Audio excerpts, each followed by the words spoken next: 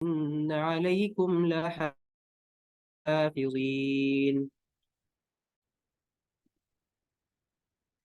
كراما كاتبين يعلمون ما تفعلون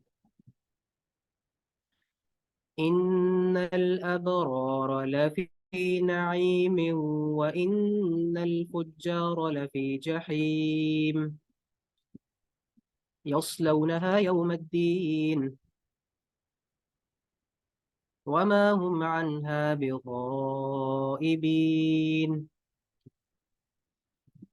وما أدراك ما يوم الدين ثم ما أدراك ما يوم الدين يوم لا تملك نفس لنفس شيئا والأمر يومئذ لله. شروع اللہ کے نام سے جو بڑا مہربان نہایت رحم والا ہے۔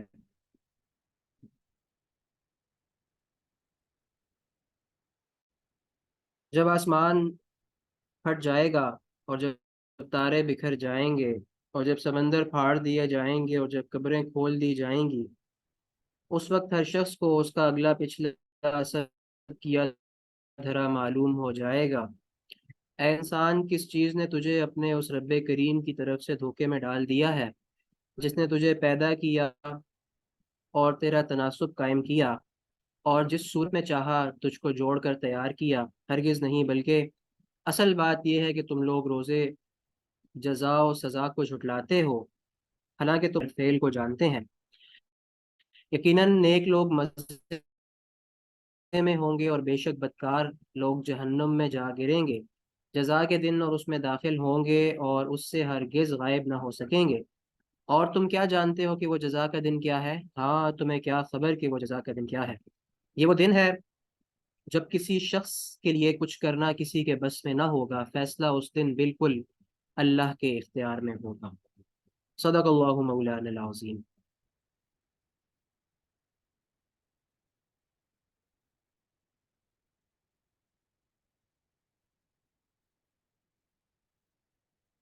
جی، گزشتہ اسباق میں ہم نے پچھلے ہفتے میں جملہ اسمیہ ختم کرنے کے بعد مرکب ناقص شروع کیا تھا، اور مرکب ناقص میں اب تک ہم دو مرکبات ناقصہ پڑھ چکے ہیں، مرکب اشاری اور مرکب توصیفی۔ تھوڑا سا میں ریکیپ کر دوں پچھلا کوئکلی، پھر آگے ہم چلتے ہیں اپنے آج کے مرکب کی طرف۔ مرکب اشاری اس میں اشارہ اور مشار الیہ سے مل کر بنتا ہے، اور ہم نے یہ دیکھا تھا کہ چاروں پہلوؤں کے اعتبار سے اس میں اشارہ اور مشار الیہ میں مطابقت ہونی چاہیے۔ اور ایک آسان سا جو ہم نے اس کی پہچان دیکھی تھی وہ یہ تھی کہ جب بھی دو اسم آپ کو نظر آئیں اور اس میں سے پہلا اسم اس میں اشارہ ہو، اور اس میں اشارہ آپ کو معلوم ہے ھذا ھذہ ھؤلاء اور ذالک تلک اور اولئک، اور اس کے علاوہ مثنیٰ کے جو اسماء اشارہ ہیں، اور اس کے فوراً بعد جب بھی آپ کو الف لام والا اسم نظر آئے، معرف باللام والا، تو آپ نے پہچان جانا ہے کہ یہ اس مرکب اشاری ہے۔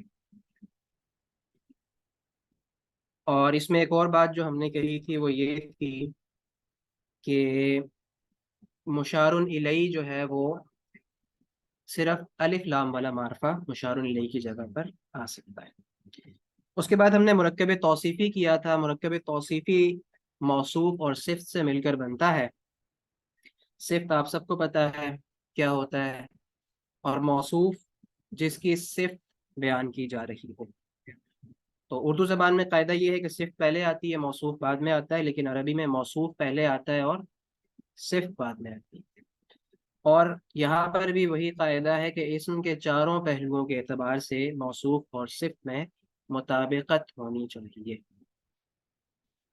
آج ہمارا الحمدللہ 19واں سبق ہے، اور اپنے اس دورہ کا چھٹا ویک شروع ہو چکا ہے الحمدللہ۔ 18 لیسن اس سے پہلے ہم کور کر چکے ہیں، آج الحمدللہ 19واں سبق ہے۔ اور آج ہم انشاءاللہ انتہائی اہم مرکب اضافی پڑھنے والے. اور میں اپنی جا رہا ہوں ورڈ کی اسکرین پہ، وہ آپ کو شو ہو تو آپ نے مجھے کنفرم کر دیا. جی شو ہو رہی ہے.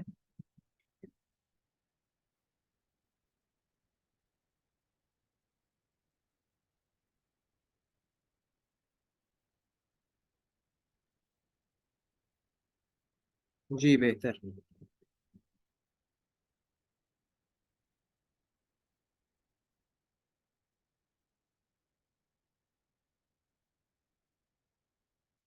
تو بسم اللہ الرحمن الرحیم، بعون اللہ و توفیقہ.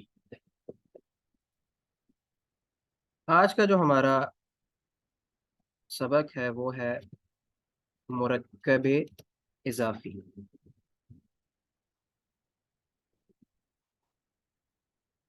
میں آپ کے سامنے اللہ کے نبی صلی اللہ علیہ وآلہ وسلم کی ایک حدیث ہے، اس سے انشاءاللہ ہم شروع کرتے ہیں.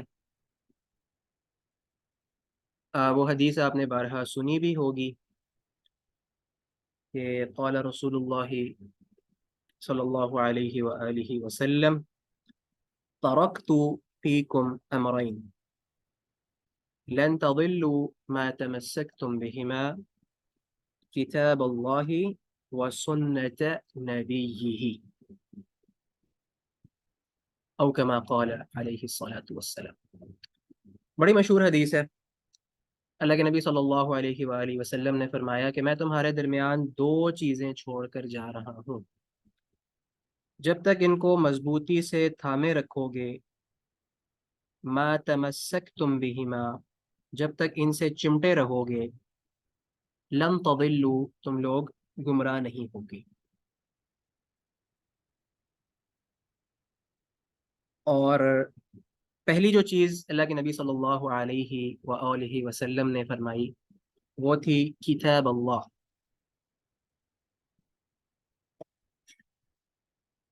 کتاب اللہ، اللہ کی کتاب. اور دوسرا تھا سنت نبیہ، کتاب اللہ و سنت نبیہ، اللہ کی کتاب اور اس کے نبی کی سنت. تو کتاب اللہ سے ہم آج کا اپنا سبق شروع کرتے ہیں. اب یہاں پر آپ کے سامنے ایک مرکب موجود ہے، دو مفرد اسما آپس میں مل رہے ہیں. تو وہی پروسیجر جو ہم چلاتے آ رہے ہیں وہی آپ کے ذہن میں آئے گا. سب سے پہلے آپ یہ دیکھیں گے کہ کیا یہ جملہ اسمیہ ہے. تو جملہ اسمیہ کے لیے مبتدا اور خبر دونوں کا مرفوع ہونا لازمی ہے، مرفوع ہی نہیں ہے، لہذا جملہ اسمیہ کی کیٹیگری سے یہ نکل گیا. مرکبات میں آ جائیے. ہم نے سب سے پہلے مرکب اشاری پڑھا. مرکب اشاری میں ہم نے یہ دیکھا تھا کہ اس میں اشارہ ہونا لازمی ہے، اس میں اشارہ موجود نہیں ہے، لہذا مرکب اشاری بھی نہیں ہے. مرکب توصیفی ہم نے دیکھا. مرکب توصیفی میں سب سے پہلی چیز تو یہ ہے کہ چاروں اعتبار سے مطابقت ہونی چاہیے. اب آپ دیکھ رہے ہیں کہ پہلا منصوب ہے جبکہ دوسرا مجرور ہے. اور دوسرا یہ کہ ہم نے یہ بات کہی تھی کہ دوسرا اسم پہلے کی صفت ہونا چاہیے، لہٰذا کوئی بھی بات یہاں پر پوری نہیں اتر رہی. تو یہ ایک ایسا مرکب ہے کہ ابھی تک ہم نے جتنے مرکبات پڑھے ہیں یہ ان میں سے کسی بھی کیٹیگری میں نہیں آ رہا، لہٰذا اس کو ہم ایک نئی کیٹیگری میں ڈالیں گے اور وہ ہے مرکب اضافی. یہ بات اپنے ذہن میں آپ رکھ لیجئے. اور آج کا سبق انتہائی امپورٹنٹ ہے، اور ہو سکتا ہے ہماری اسپیڈ پہ ڈیپینڈ کرتا ہے کہ اگلے 2-3 لیکچر ہمیں مرکب اضافی کے اوپر ہی رکھنے پڑیں. یہ وہ مرکب ہے جو قرآن مجید میں اور احادیث نبویہ میں انتہائی بکثرت استعمال ہوا ہے، انتہائی کثرت سے استعمال ہوا. آپ کو तकरीबन हर दूसरी या तीसरी लाइन में आयत में, अहादीस के अंदर तकरीबन हर हदीस में आपको कहीं ना कहीं मुरक्कब इजाफी ज़रूर मिल जाएगी। तो इससे इसकी अहमियत का आप अंदाज़ा कर सकते हैं। आज इंशाल्लाह हम इसके कुछ कवायद सीखेंगे, उसके बाद आप इस काबिल हो जाएंगे कि ना सिर्फ आप मुरक्कब इजाफी को आइडेंटिफाई कर सकें, बल्कि उसका सही तर्जुमा भी कर सकें, और उर्दू में अगर आपके पास कोई मुरक्कब इजाफी मौजूद हो उसका भी आप अरबी में तर्जुमा कर सकते हैं। तो यहाँ पर आपके सामने दो इसम लिखे हुए आपको नज़र आ रहे हैं। तो जो तरीक़ा हमने अपनाया है वो ये है कि हम आइडेंटिफाई करते हैं कि पहला इसम क्या है और दूसरा इसम क्या है। जुमला इसमिया में पहला मुब्तदा था, दूसरा उसकी खबर। मुरक्कब इशारी में पहला इसम इशारा था, दूसरा मुशारुन इलैह। मुरक्कब तौसीफ़ी में पहला मौसूफ था, दूसरा सिफ़। इसी तरह आज के मुरक्कब में हम देखेंगे कि पहला इसम क्या कहलाता है और दूसरा इसम क्या कहलाता है। जी, मुरक्कब इजाफी में एक और बात अब तो मैं बताता चलूं कि मुरक्कब इजाफी से क्या मुराद है। मुरक्कब इजाफी से मुराद ये है कि दो दो मुफरदात का ऐसा मजमुआ, ऐसा मुरक्कब जिसमें एक इस्म की निस्बत दूसरी इस्म की तरफ की जाए, एक इस्म का ताल्लुक दूसरे इस्म के साथ उस्तवार किया जाए, दूसरे इस्म के साथ बनाया जाए। यानी कि आप कह सकते हैं कि पोजेशन शो की जाए किसी एक इस्म की दूसरे इस्म के साथ। और इसी को अरबी ज़बान में और उर्दू में इजाफत कहा जाता है। ये जो ताल्लुक है ना, ताल्लुक को इजाफत कहा जाता है।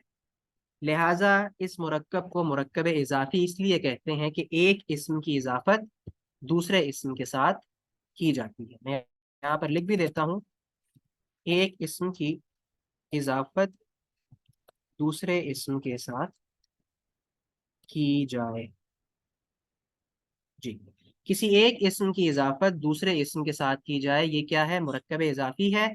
और इजाफत कहते हैं ताल्लुक, किसी एक इस्म का ताल्लुक दूसरे इस्म के साथ किया जाए। और इंग्लिश में हम इसके लिए यूज़ करते हैं ऑफ का वर्ड, दो नाउन्स के दरमियान में, या अपोस्ट्रोफी एस हम यूज़ करते हैं। उर्दू में हम क्या यूज़ करते हैं ये इंशाल्लाह आगे चल के हम देखते हैं। सबसे पहले पार्ट्स देख लें कि मुरक्कब इजाफी के पार्ट्स कौन कौन से होते हैं। मुरक्कब इजाफी के दो पार्ट्स हैं, और वो कौन कौन से हैं। वो है मुज़ाफ, पहला जो है वो मुज़ाफ होगा, जबकि दूसरा मुज़ाफ इलैहि होगा। मुज़ाफ कहते हैं जिसका ताल्लुक कायम किया जाए, और मुज़ाफ इलैहि जिसकी तरफ ताल्लुक बनाया जाए। मुज़ाफ जिसका ताल्लुक बनाया जाए, जिसकी इजाफत की जाए, और मुज़ाफ इलैहि जिसकी तरफ इजाफत की जाए। ठीक है, आगे हम चलेंगे इंशाल्लाह, ये चीज़ें आपको क्लियर हो जाएंगी। अब जिस तरह हम शुरू से देखते आ रहे हैं कि दोनों के हम कवायद पढ़ते हैं कि दोनों के कवायद क्या हैं, जो दोनों पार्ट्स हैं। तो सबसे पहले हम मुज़ाफ के कवायद देखते हैं।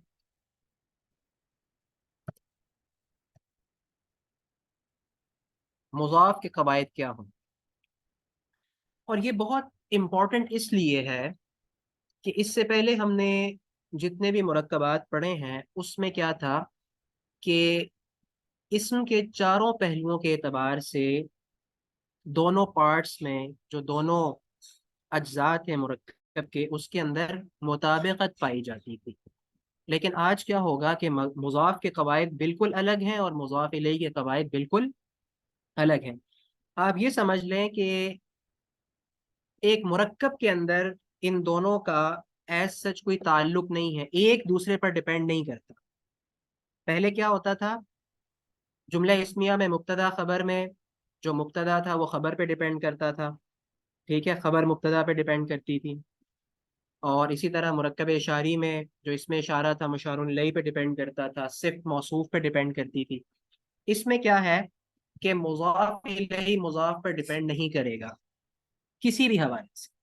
دونوں کے الگ الگ قواعد ہیں، ایک کو ہم ایک طرف سے پکڑ کر لائیں گے، دوسرے کو دوسری جگہ سے پکڑ کر لائیں گے، اور ان کو آپس میں جوڑ کر ایک مرکب بنا دیں. جی، مضاف اور مضاف الیہ. مضاف کی جو قواعد ہیں کل دو قواعد ہیں.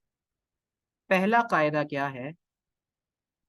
پہلا قاعدہ جو مضاف کا ہے وہ یہ ہے کہ اس کے اوپر ال نہیں آئے گا. جی جی، مضاف اور مضاف الیہ کی ڈیفینیشن میں نے آپ کو بتا دی ہے کہ مضاف کیا ہوتا ہے؟ جس کا جس کی اضافت کی جائے، جس کا تعلق بنایا جائے. اور مضاف الیہ جس کی طرف اضافت کی جائے، جس کی طرف تعلق بنایا جائے. آگے ہم جب اس کی ایگزامپلس کریں گے تو انشاءاللہ آپ کو کلیئر ہو جائے. مضاف الیہ کے قواعد، مضاف کے قواعد میں پہلا قاعدہ یہ ہے کہ مضاف پر کبھی بھی ال نہیں آئے گا. مضاف پر کبھی بھی ال نہیں آئے گا. ٹھیک ہو گیا؟ اور دوسرا قاعدہ یہ ہے کہ مضاف کا اعراب ہلکا ہو جائے گا. مضاف کا اعراب ہلکا ہو جائے گا. اب یہاں پر کوئکلی آپ نے یہ کرنا ہے، اگر تو کہیں آپ کے پاس لکھا ہوا ہے اور اگر آپ کو چیزیں کلیئر ہیں تو کوئکلی آپ اعراب کو ریمائنڈ کر لیں، اپنے ذہن کے اندر تازہ کر لیں. جو رول تھا ہمارا وہ ہینڈ والا، اس کو فوراً سے اپنے ذہن کے اندر لے آئیں کہ کس اسم کا اعراب کیا ہوتا ہے. ٹھیک ہے؟ اگر کہیں پر نوٹ ڈاؤن کیا ہوا ہے تو وہ آپ اپنے سامنے لیں. اعراب ہلکا ہو جانے کا مطلب یہ ہے کہ سب سے پہلے ہم دیکھتے ہیں تنوین کو. اعراب میں کیا کیا چیزیں تھیں؟ تنوین تھی. تنوین کس کس پر آتی ہے؟ ایک تو واحد پر آتی ہے، مذکر اور مؤنث. دوسرا تنوین آتی ہے جمع مکسر پر. اور تیسری تنوین آتی ہے جمع سالم مؤنث پر. ٹھیک ہے؟ ان، ان، ان، یہ آوازیں ہیں واحد مذکر مؤنث کی اور جمع مکسر کی. جبکہ آتن، آتن، آتن آواز ہے جمع سالم مؤنث کی. تو تنوین نہیں آئے گی.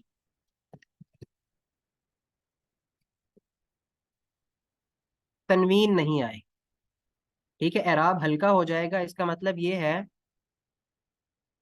اس میں پہلی بات یہ ہے کہ تنوین نہیں آئے گی. اب دیکھیں اعراب ہلکا ہو گیا ہے نا. تنوین کیا ہوتا ہے؟ دو حرکتیں ہوتی ہیں، دو کی بجائے ایک حرکت رہ جائے گی. لہٰذا آسان الفاظ میں یہ ہے کہ تنوین نہیں آئے گی. اچھا، یہ تو معاملہ تھا تنوین کا. اور تنوین آتی ہے تین طرح کے اسماء میں: ایک واحد مذکر مؤنث میں، جمع مکسر میں، اور جمع سالم مؤنث میں. لہٰذا کیا ہوگا کہ تنوین کی جگہ پر ایک حرکت رہ جائے گی. اور جو باقی دو بچ گئے ہیں، مثنیٰ اور جمع سالم مذکر، جی مجھے بتائیں مثنیٰ کا اعراب کس طرح ہوتا ہے؟ حالت رفع، حالت نصب اور حالت جر میں مثنیٰ کا، مذکر اور مؤنث دونوں کے لیے سیم ہے. کیسے ہوتا ہے؟ ایک آواز ہم نے بنائی تھی، آنی اور عینی. ممتاز. آنی اور عینی کیا ہے؟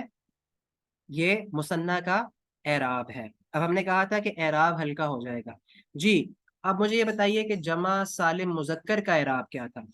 دونوں کا قاعدہ ایک ہی ہے، میں اکٹھا ہی لکھ دوں. جی، آنی اور عینی ہو گیا مثنیٰ کا، اور جمع سالم مذکر کا کیا اعراب ہے؟ اونا اور اینا. ممتاز، احسنتم، احسنتم.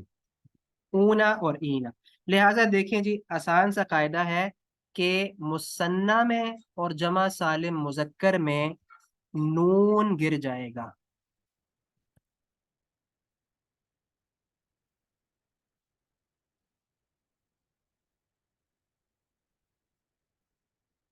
ٹھیک ہے؟ ہم نے اعراب کو ہلکا کر دیا.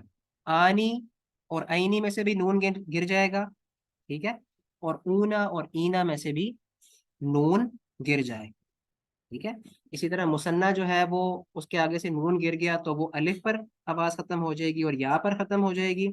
اور جو جمع ہے وہ واو پر اور یا پر اس کی جو آپ کہہ سکتے ہیں کہ آواز ہے، جو لفظ ہے، وہ ختم ہو جائے گا۔ یہ انشاءاللہ جب ہم آگے چل کے اس کی ایگزامپلس کریں گے تو یہ آپ کو کلیئر ہو جائے گا، اور یہ بہت امپورٹنٹ قاعدہ ہے۔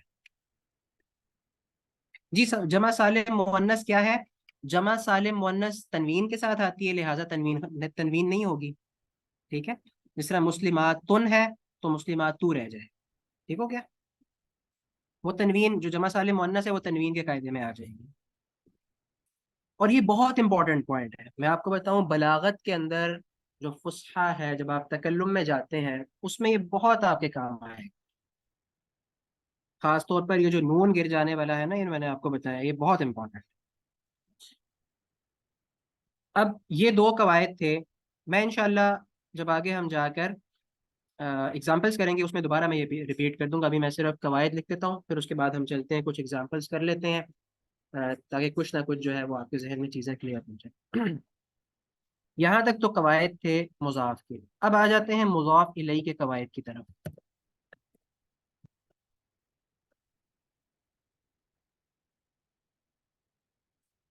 جی نون گر جائے گا کا مطلب یہ ہے کہ نون آگے سے ختم ہو جائے گا، جس طرح کتابانی ہے اور کتابینی، تو جب آپ کتابانی کو بطور مضاف استعمال کریں گے تو وہ رہ جائے گا کتابا، نون ختم ہو جائے گا، اور جب حالت نصب اور جر میں استعمال کریں گے تو وہ ہو جائے گا کتابئی، کتابئی نی تھا کتابئی رہ جائے گا، ٹھیک ہو گیا؟ اسی طرح مسلمون اور مسلمین، تو یہ مسلموں اور مسلمی رہ جائے گا، ٹھیک ہے؟ نون آگے سے ڈراپ ہو جائے گا، یہ جب ہم پریکٹس کریں گے آگے چل کے تو آپ کو کلیئر ہو جائے گا۔ جی مضاف الیہ کا جو قاعدہ ہے ایک ہی قاعدہ ہے، مضاف الیہ کا ایک ہی قاعدہ ہے، اور یہ قاعدہ آپ نے جسے کہتے ہیں نا اپنے پلے باندھ لینا، نہیں نون سائلنٹ نہیں ہوگا، نون گر جائے گا، لکھا ہی نہیں جائے گا۔ سائلنٹ کا مطلب تو یہ ہے کہ ساکن ہو جانا نا، ٹھیک ہے؟ تو ساکن میں بھی کیا ہوتا ہے، اس کو آپ پڑھتے ہیں مسلمین، ٹھیک ہے؟ اس میں نون کو آپ نے ہٹا ہی دینا ہے، مسلمی، مسلمی پہ آپ نے لفظ ختم کر دینا ہے، مسلموں پہ ختم کر دینا ہے، نون آگے لکھا ہی نہیں جائے گا، گویا کہ نون وہاں پر ہے ہی نہیں۔ یہ کب ہوگا؟ جب یہ مضاف کی جگہ پر آئیں گے۔ اچھا، مضاف الیہ کا جو قاعدہ ہے اس کو آپ نے اپنے پلے باندھنا ہے، اسی طرح جس طرح مضاف کے قواعد کو آپ نے باندھنا ہے، اور وہ میں ایک جملہ آپ کے سامنے لکھ رہا ہوں، یہ جملہ آپ نے یاد کر لینا ہے، اور وہ ہے کل مضاف الیہ مجرور، کل مضاف الیہ ایک ہی قاعدہ ہے، کل مضاف الیہ مجرور، ہر مضاف الیہ مجرور ہوگا، ہر حالت میں مجرور ہوگا، نہ تو حالت رفع میں آ سکتا ہے، نہ حالت نصب میں آ سکتا ہے، صرف اور صرف حالت جر میں آئے گا، صرف ایک ہی قاعدہ ہے، اس کے علاوہ کوئی اور اس کے اوپر پابندی نہیں ہے، ٹھیک ہے؟ صرف ایک ہی پابندی ہے، اور وہ یہ ہے کہ مضاف الیہ نے مجرور نہیں آنا، مجرور آنا ہے، سوری، مجرور آنا ہے، مجرور کے علاوہ کچھ بھی نہیں آنا، اس کے علاوہ آپ اس کو حالت رفع میں بھی لا سکتے ہیں، سوری کیا کہتے ہیں اسے، معرفہ بھی لا سکتے ہیں، نکرہ بھی لا سکتے ہیں، ٹھیک ہو گیا؟ اسم کی جو تین حالتیں، حالت رفع، حالت نصب اور حالت جر، اس میں سے یہ صرف حالت جر میں رہے گا، مجرور رہے گا، لہٰذا یہ آپ یاد رکھ لیں کل مضاف الیہ مجرور۔ اب آگے ہم چلتے ہیں، جی دوبارہ میں ریپیٹ کر دیتا ہوں، مضاف کے جو قاعدے ہیں، مضاف کیا ہے؟ مضاف ہمیشہ پہلے آتا ہے مرکب اضافی میں، اور مضاف وہ ہے کہ جس چیز کی اضافت کی جائے وہ مضاف ہے، اور جس کی طرف کی جائے وہ مضاف الیہ ہے۔ مضاف میں پہلی چیز تو یہ ہے کہ ال نہیں آئے گا، اور دوسرا یہ ہے کہ اعراب ہلکا ہو جائے گا۔ اب ال نہیں آئے گا تو فوراً آپ کے ذہن میں آتا ہے کہ اگر ال شروع میں نہیں آیا تو آخر میں تنوین آئے گی، لہٰذا اعراب ہلکا ہو جائے گا، اس میں یہ ہے کہ تنوین بھی نہیں آئے گی، اور دوسرا یہ ہے کہ نون گر جائے گا، اور میں نے آپ کو بتا دیا کہ کس کنڈیشن میں تنوین ختم ہو جائے گی اور کس کنڈیشن میں نون گر جائے گی۔ اور مضاف الیہ کا قاعدہ یہ ہے کہ کل مضاف الیہ مجرور، صرف یہی قاعدہ ہے کہ مضاف الیہ ہمیشہ مجرور آئے گا، اور اسماء کی جو حالت جر ہے وہ آپ سب کو معلوم ہے کہ کس حالت میں حالت جر کیا ہوتی ہے، کس کنڈیشن میں حالت جر کیا ہوتی ہے، وہ آپ کو اچھے سے معلوم ہے۔ اب ہم چلتے ہیں اوپر، جو ہم نے جس شروع کیا تھا جہاں سے، جی معرفہ نکرہ دونوں ہو سکتا ہے، عموماً معرفہ آتا ہے لیکن نکرہ بھی ہو سکتا ہے، ٹھیک ہے، معرفہ نکرہ دونوں ہو سکتا ہے، وہ ہم انشاءاللہ دیکھیں گے۔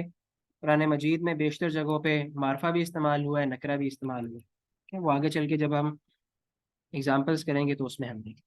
اب کتاب اللہ، آپ کے سامنے ایک مرکب آیا، آپ نے اس کو مختلف اعتبار سے پرکھنا شروع کیا، آپ نے دیکھا جملہ اسمیہ بھی نہیں ہے، مرکب اشاری بھی نہیں ہے، مرکب توصیفی بھی نہیں ہے، مرکب اضافی ہے۔ اب مرکب اضافی میں کیا ہے کہ پہلا مضاف ہے، دوسرا مضاف الیہ ہے۔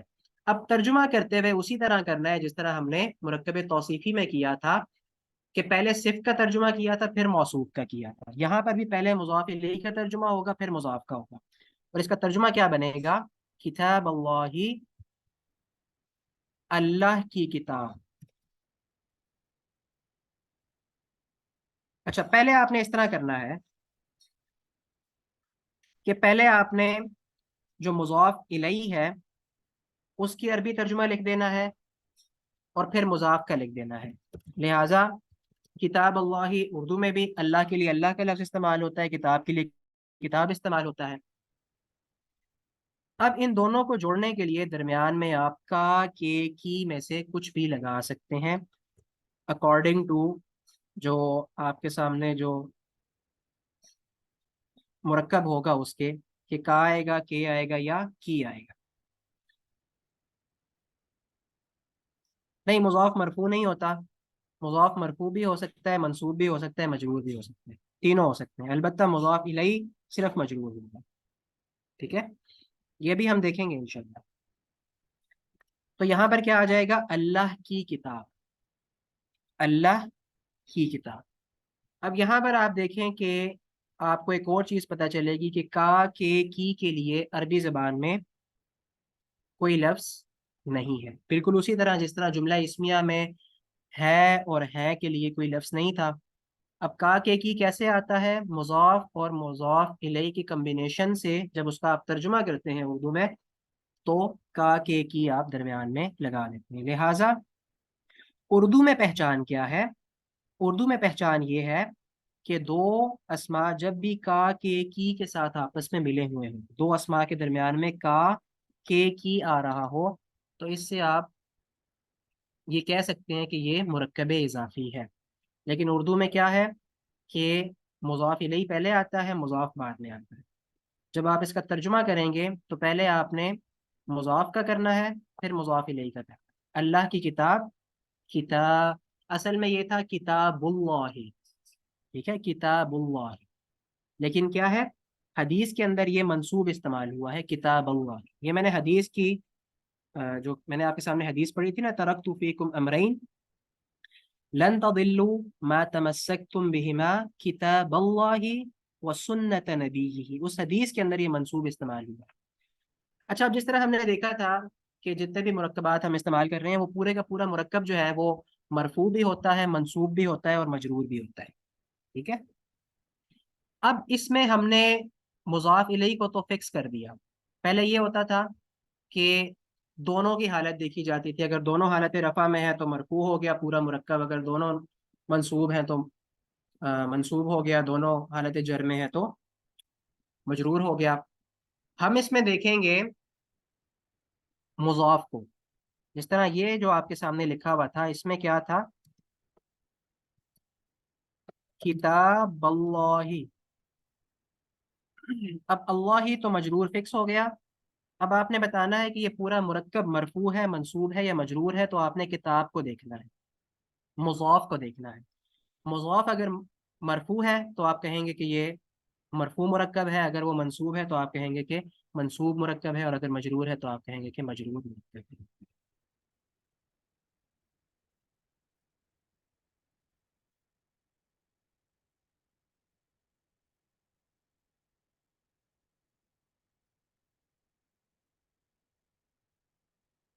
जी ये मंसूब मुरक्कब है। अच्छा मुज़ाफ की वसअत क्या होगी? अल के अलावा सारे मार्फा मुनसिब। देखें, अब असल में तो ये होता है कि जो इस्म है वो या तो तनवीन के साथ होता है या अल के साथ होता है। लेकिन जब भी मुज़ाफ और मुज़ाफ इलैह का कम्बिनेशन बनेगा तो तनवीन भी ख़त्म हो जाएगी और शुरू से अल भी ख़त्म हो जाएगी। ठीक है।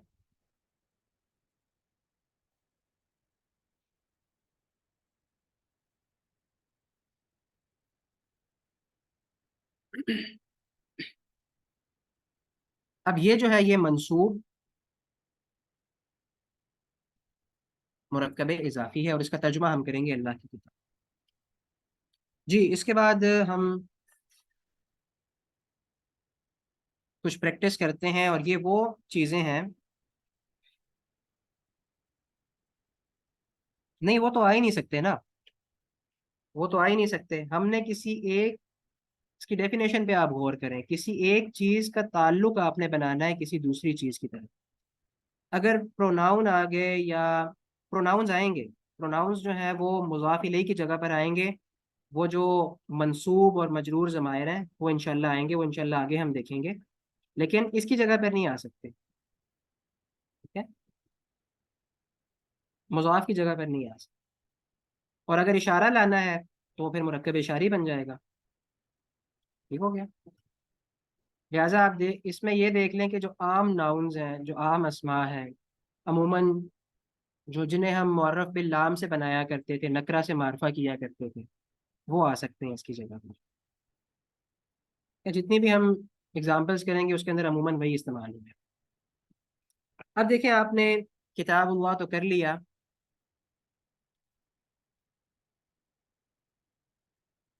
अब आपके सामने जी सिर्फ नाउन, एक लफ्ज है, वो है अब्दुल्लाह। अब्दुल्लाही जी, अब्दुल्लाही। अब इसमें क्या होगा कि अब्दुल्लाही। अब यहाँ पे आज आपको ये बात भी पता चलेगी कि अब्दुल्ला जो नाम है ये असल में मुरक्कब इजाफी है और वो सारे कंडीशंस आपने इसके ऊपर अप्लाई करनी है। और इसकी पहचान का आसान तरीका ये है कि आपने देखना है कि जो पहला इस्म है ना तो उस पर तनवीन आ रही हो और ना शुरू में अल हो।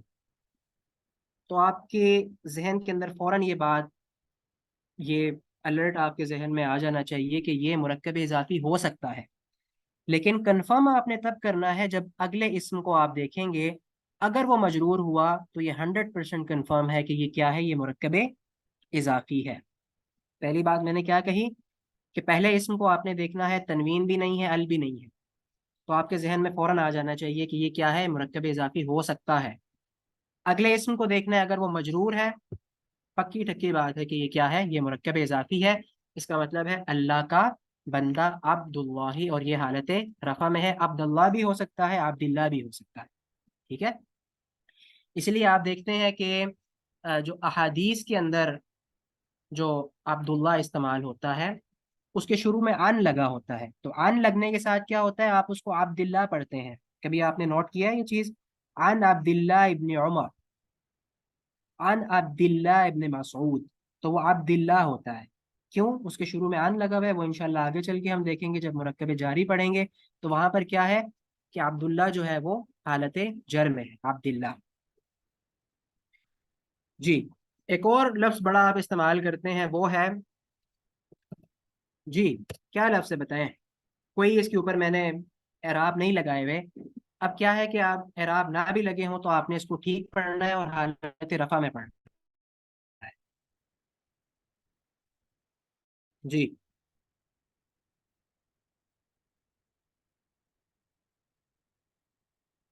जी, अल्लाह का रसूल इसका तर्जुमा हो गया, बिल्कुल ठीक है। रसूलुल्लाही, हालत रफा में क्या होगा? रसूलुल्लाही, रसूलुल्लाही। जी माशाअल्लाह, मुमताज। اور تینوں حالتوں میں کیا ہوگا؟ رسول اللہ اور رسول اللہ، اور یہ تینوں آپ نے سنی بھی ہوں گی۔ رسول اللہ، اللہ کا رسول۔ جی آگے ہم چلتے ہیں، قرآن مجید میں یہ لفظ استعمال ہوا ہے صبغۃ اللہ، صبغۃ اللہ، صبغۃ اللہ، اللہ کا رنگ، صبغۃ اللہ، اللہ کا رنگ، ٹھیک ہے۔ اور یہاں پر کیا ہوا ہے؟ یہ منصوب استعمال ہوا ہے، اللہ کا رنگ۔ جی ایک اور لفظ استعمال ہوا ہے قرآن مجید میں، حبل اللہ، واعتصموا بحب، وہاں پر آیا بحبل اللہ، اصل لفظ تھا حبل اللہ، لیکن قرآن میں آیا ہے حبل اللہ، واعتصموا بحبل اللہ جميعا، با حرف جر کی وجہ سے کیا ہو گیا؟ یہ مجرور ہو گیا۔ اصل لفظ تھا حبل اللہ، اللہ کی رسی، تو ہو گیا حبل اللہ، اور یہ کیا ہے؟ یہ مجرور ہے۔ اب جیسے ہی آپ کے سامنے لکھا ہوا آئے گا، اب آپ دیکھ رہے ہیں کہ جتنے بھی مضاف الیہ استعمال ہوئے ہیں وہ سارے کیا ہیں؟ وہ مجرور ہیں، وہ چینج نہیں ہو رہے، لیکن جو مضاف ہے وہ کبھی مرفوع استعمال ہو رہا ہے، کبھی منصوب استعمال ہو رہا ہے، کبھی مجرور استعمال ہو رہا ہے۔ اچھا یہاں سے آپ کو ایک اور جو چیز، ایک کیا کہہ سکتے ہیں، کیوروسٹی آپ کے ذہن کے اندر، جی حبل اللہ بالکل حدیث میں بھی آیا ہے، کیوروسٹی جو آپ کے ذہن کے اندر موجود تھی کہ اسم کب مجرور ہوگا، تو آج دیکھ لیں کہ جب بھی اسم بطور مضاف الیہ استعمال ہوگا تو وہ کیا ہوگا؟ وہ مجرور ہوگا۔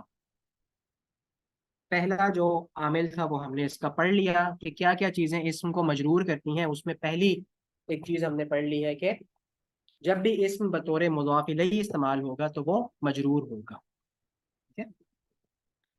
اچھا جلدی جلدی ہم آگے چلتے ہیں، کچھ اور چیزیں ہیں اسی طرح ہم استعمال کرتے ہیں، کلام اللہ، کلام اللہ، اللہ کا کلام، کلام اللہ۔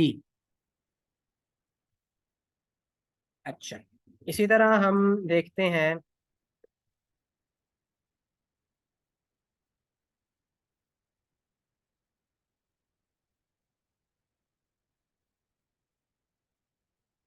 فی سبیل اللہ، فی کو الگ کر لیں،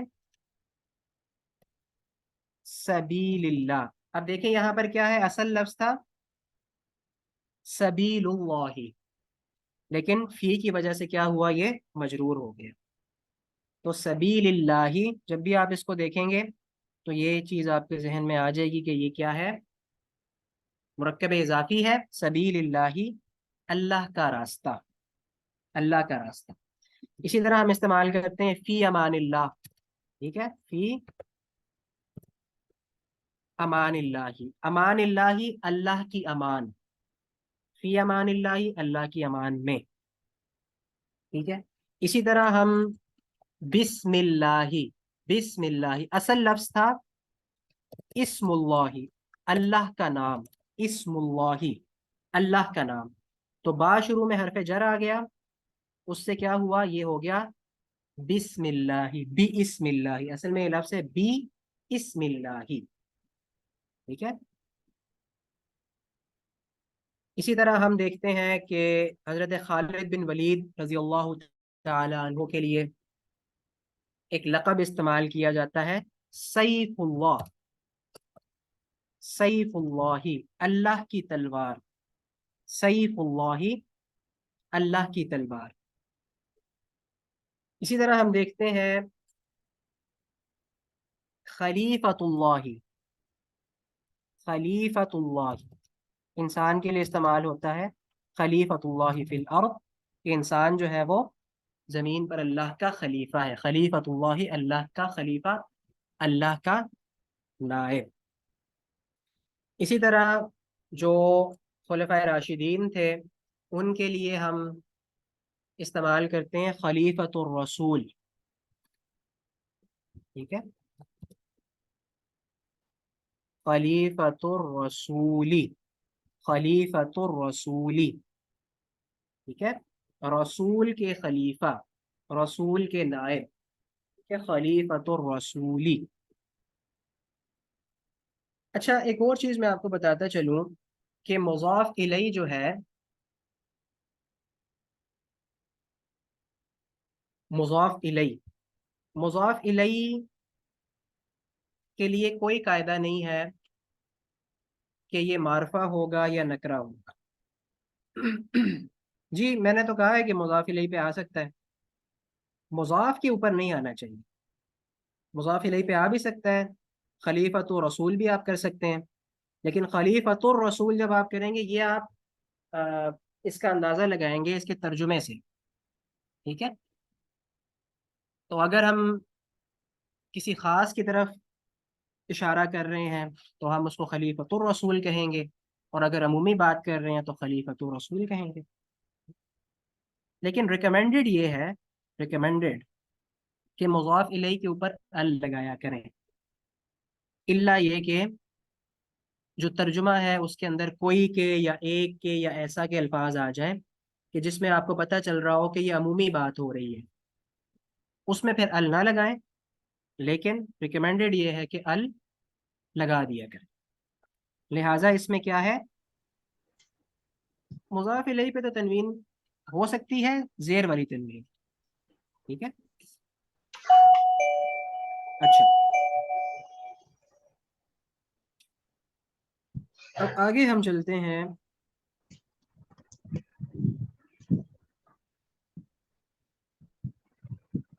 اب ایک اور لفظ آپ استعمال کرتے ہیں، وہ کیا ہے؟ بیت اللہ. بیت اللہ، اللہ کا گھر.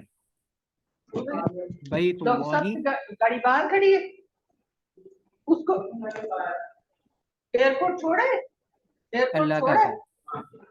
ابھی تو بس نہیں آ رہا.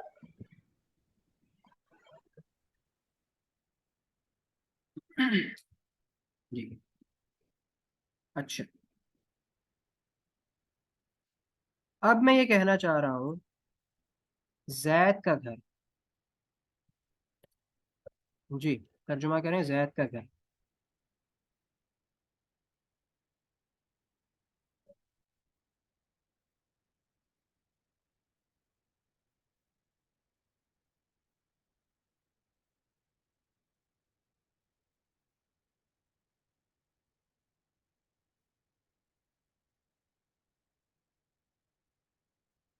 جی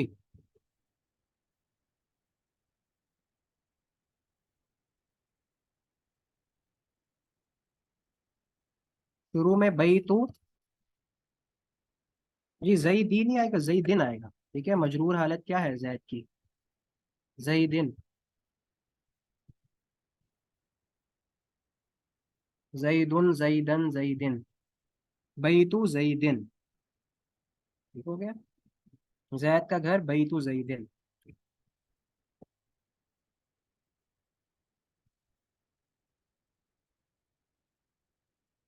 تنوین آئے گی، مضاف الیہ ہے، مضاف الیہ پر تو آ سکتی ہے. مضاف پر نہیں آنی. مضاف الیہ کے لیے صرف ایک ہی قاعدہ ہے، اور وہ یہ ہے کہ وہ مجرور ہونا چاہیے، اس کے علاوہ کوئی قاعدہ نہیں.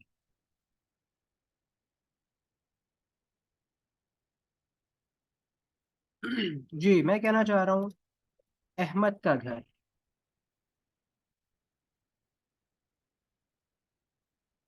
اچھا حامد کر لیں، حامد کا گھر.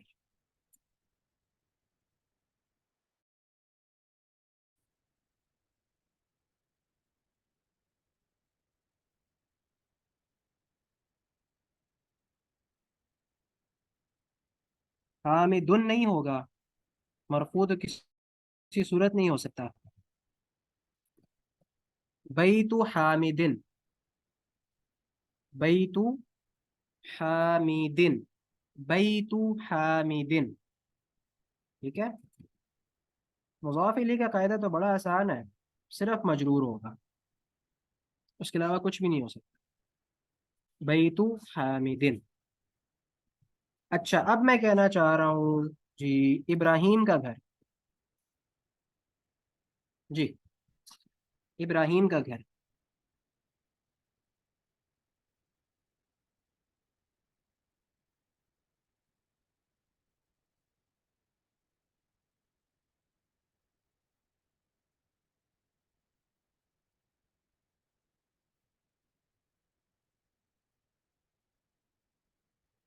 جی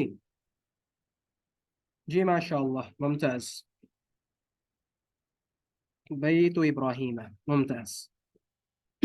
جی، بیت ابراہیمی، بیت ابراہیمن، یہ غلط ہے، کیا ہوگا؟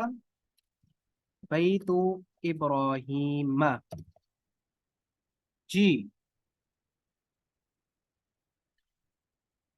جی بتائیں کیوں بیت ابراہیمہ ہوگا؟ پریشان نہیں ہونا دیکھ کے آپ نے کہ ابھی تو یہ چیز آپ نے رٹوائی ہے کہ مضاف الیہ مجرور ہوگا، مجرور ہوگا، یہ مجرور ہی ہے، لیکن زبر کیوں آئی ہے؟ یہ میں بتا رہا ہوں کہ یہ مجرور ہے، مجرور کے علاوہ کچھ بھی نہیں ہو سکتا، مجرور ہے لیکن پھر بھی زبر آ رہی ہے۔ جی ماشاء اللہ، ممتاز ممتاز، احسنتم احسنتم۔ غیر منصرف ہے، غیر منصرف ہے، غیر منصرف پر نہ تنوین آ سکتی ہے، وہ جو میں آپ کو کہہ رہا تھا نا کہ حالت جر میں زیر قبول نہیں کرتے، اب یہ دیکھیں حالت جر آ گئی ہے، اس میں یہ زیر قبول نہیں کر رہے، ٹھیک ہے؟ ماشاء اللہ ممتاز۔ جی چلیں، ابراہیم کا گھر ہم نے کر لیا، زید کا، حامد کا، مریم کا کر لیتے ہیں، چلیں مریم کا گھر۔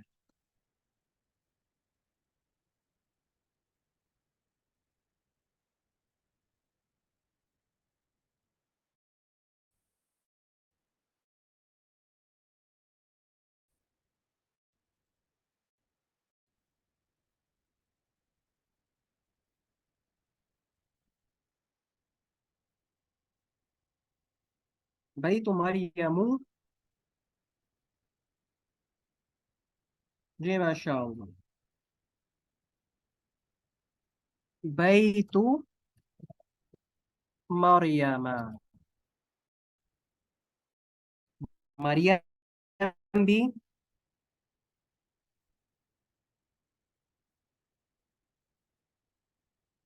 بیت مریم۔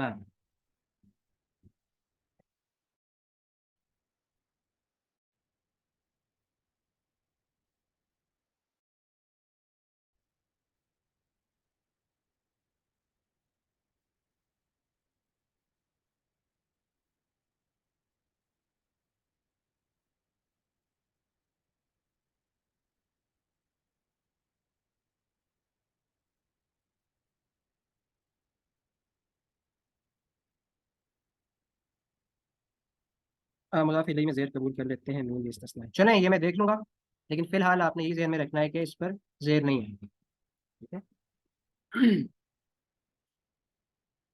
اچھا، اسی طرح جتنے بھی جو غیر منصرف اسماء ہیں ان کو بھی ہم نے دیکھ لیا ہے۔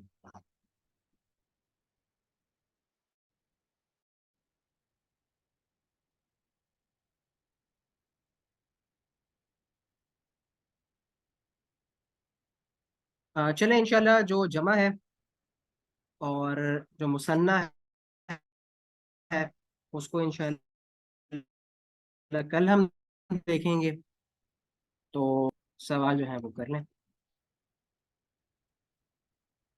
نماز کا ٹائم بھی قریب ہے، تو مثنیٰ اور جمع انشاءاللہ ہم کل دیکھیں گے۔